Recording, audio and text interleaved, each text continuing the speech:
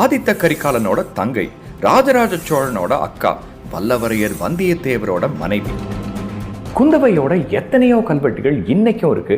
ஆனா ஒரு சிற்பம் கூட கிடைக்கல. சரி, பழைய ஓவியங்கள் ஏதாச்சும் கிடைக்குமான்னு பார்த்தா போன நூற்றாண்டுல பொன்னியின் செல்வன் நாவலுக்காக வரையப்பட்ட கற்பனை ஓவியங்கள் மட்டுமே இருக்கு.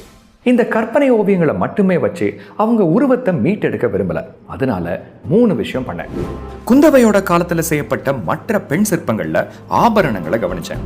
அதே காலத்து செப்பு திருமேனிகள்ல உடைகள் எப்படி அணிஞ்சிருக்காங்கன்னு கவனிச்சேன். ஒரு ரெஃபரன்ஸ்க்காக இந்த கற்பனை ஓவியங்களையும் எடுத்துக்கிட்டேன். அதுக்கப்புறம் இந்த 3ஐயும் ஏஐக்கு ஃபீட் பண்ணேன்.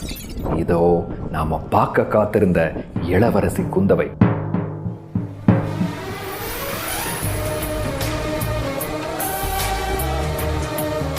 இப்போ குந்தவையை உயிர் போட பார்க்கறதுக்கு முன்னாடி அவங்கள பத்தி இன்னும் 2 விஷயங்கள் தெரிஞ்சுக்கணும். தன்னோட அப்பா சுந்தர சோழன் பேர்ல